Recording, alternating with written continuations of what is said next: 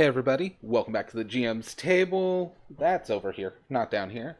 It's the Let's Run Savage Worlds screen around you if you're watching on video, but you might not be because this is the first officially recorded episode after we were part of iTunes and Stitchers and doing the whole podcast thing as well. So I hope this translates well.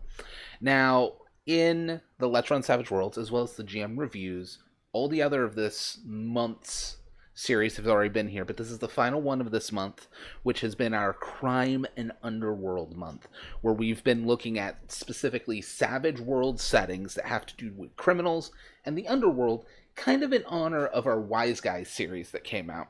Thanks to Just Insert Imagination, who let us not only get access to the game early, but are letting us run it as a Let's Play before the game's even out. Anyways, that's not what we're covering here today. What we're covering here today for the final one is the official Pinnacle setting for this. All the others have been third party. We're doing Lankhmar, City of Thieves. Honestly, this is a setting I've had in my queue. I bought it forever ago because, I've heard so many great things. I mainly run ETU, East Texas University, but I finally sat down and just read through it. And oh my god. I don't want to say spoilers, but short review, this looks awesome. This has so much more. In a lot of ways, this is the fantasy answer to ETU. I know coming soon, we're not getting official dates, we're getting a new horror companion and a new fantasy companion. For years, I have looked at the East Texas University book as the new modern horror companion. It's just so useful for modern horror games, whether or not you're playing in the city. Lankhmar, I'm kind of looking as the urban fantasy companion. It's not all versions of fantasy. It's not super high fantasy. But the level of fantasy it does is phenomenal. And there's a lot of parallels to ETU. I'm going to talk about it a little bit. Now, if you're not familiar with the saying of Lankhmar, that's fine. This is actually a licensed setting, which I know Pinnacle's been doing a lot of for the last few years. Lankhmar is the world of, I'm going to butcher the name, but Favir and the Grey Mouser. If you love the Grey Mouser books, check out Lankhmar. If you just want a really good fantasy setting, check out Lankhmar. Now, what's in here? Well, again, first of all, if you're listening to me on iTunes or Stitcher, you can't see me flip through pages anyways. But I don't do that in these reviews if you're new here.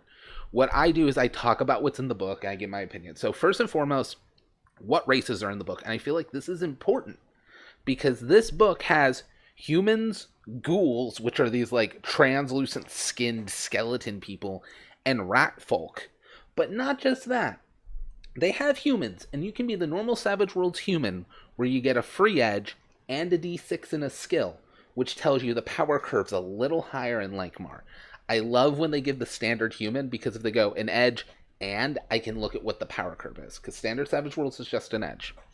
But not only that, there's also a bunch of culture options for humans if you don't want to take the just pick an edge and get D6 and a skill. And they're actually interesting. There's one that gets the quick edge and +2 pace. There's one that's just physically larger, but also gets +2 survival, so they're the big, tough, outdoorsy type. I'm not going into the official names and stuff. If you want that, check out the book. But to give you some examples, there's a pretty good variety. When you add in the cultures for humans, there's a lot of races in this book. Now, moving on, my notes, which, yes, I'm getting better about having notes for these reviews, are in the order they show up in the book. But some of these are, the next thing is edges, and the edges refer to the magic system, which comes later. So I'm going to try and remember to cover everything in the magic system first, because some of these edges rely on it. So Lankhmar actually has a two-pronged magic system, which I kind of love. There's magic you just throw, and there's ritual magic.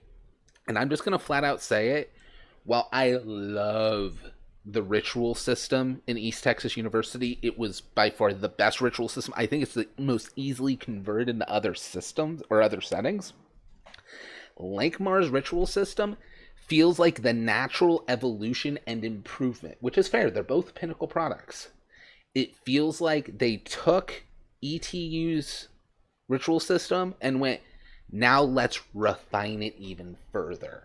because there's penalties for learning rituals of higher ranks. The rank of a power actually matters for figuring out a ritual, which doesn't in ETU. It's just up to the GM to decide. They kind of say higher rank power should be harder to find, but they don't give anything concrete. And here they do. And they also have edges that help with it, which I kind of really love. You can see a lot of ETU's influence in the design here when it comes to that. I love this. Now, not just that, both in the instant casting and rituals, you have options to take your... Actually, no. Sorry. In instant casting, you have options to take your time to reduce casting penalties. In rituals, you don't. I'm sorry, I get it confused because in rituals, basically what it is whatever your casting modifier is how many minutes each action is. And then you have 5 actions, just like ETU's rituals, where it's a dramatic task. So their example is if you do this really complex spell that's a -8 modifier, it's 8 minutes per card. Now, you can increase your penalty to reduce each action by so many minutes based on how much of a penalty you're willing to take. So it's actually the polar opposite. Instant casting, you can take your time to reduce penalties. Ritual casting's already assumed you're about taking as much time as you can, so you can shorten your time if you're in a bind to instead pop off spells at a higher penalty. I actually love the duality of that. There's stuff of if you know a power, you can do the ritual version out. You just know the ritual. But again, they have rules for if you don't already know the power, which means it will translate into ETU really, really well, which I kind of love. What else am I missing? Oh, yeah. So, magic, we have white magic and black magic. And once you go into black magic, you can't go into white magic. I love that. Again, I would love to take that and transfer it to ETU. If you guys have been following my ETU game, they just left the universe of ETU because we started hopping through magical portals and shit. It's a wild ride of ETU. It's not your bog standard.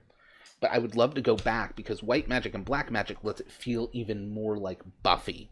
And when we bring in the corruption of black magic, I think this is the ritual magics of Buffy that ETU was shooting for. ETU has its own thing, and I love it. I'm not bashing them, but again, this feels like a natural evolution, which is fair. Lankhmar, I think, came out last year, maybe the year before. ETU's like 5 years old. In time, we improve it. But on top of white magic and black magic, there's also elemental magic, which is a totally different ballpark. Each type of magic has its own list of powers that are allowed, which really helps refining it.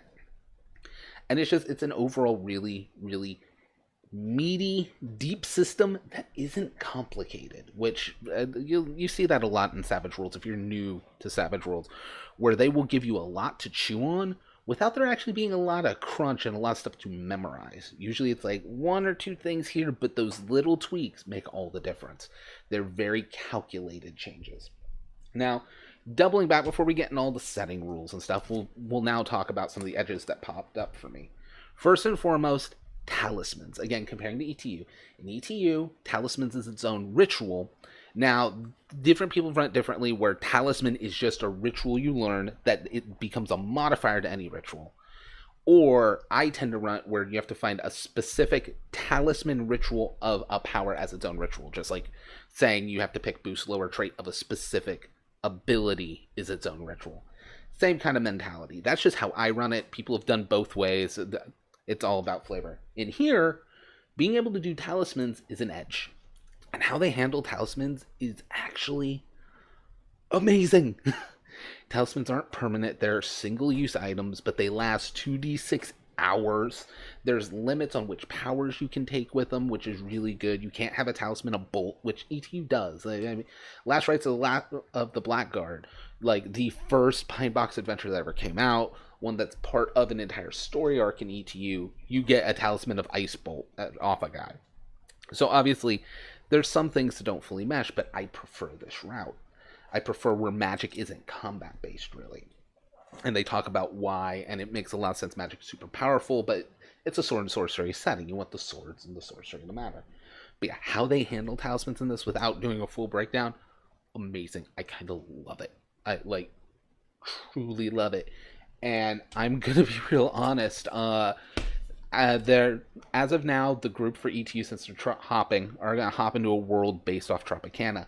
I might not have a vote for the third world, because it might be Lankhmar, just so I can incorporate these rules, even if it's really short, because we have a ritualist, we have characters that really care about this, and throwing this in will let them feel like, wow, we finally found the world where they figured out ritualism, and now we can actually, without rewriting characters, that's the best part, we change ritualism to knowledge arcana just by name, and nothing else changes. Again, comparing to ETU. In ETU, once you get to junior year, you can pick up an edge called Witch or Warlock, where it reduces the casting penalties of rituals by -2. In here, there's one that's called like Master Ritualist. It does the same thing, but just like extra power points in standard Savage rules, you can take it once per rank to show you the power curve difference. But I love that.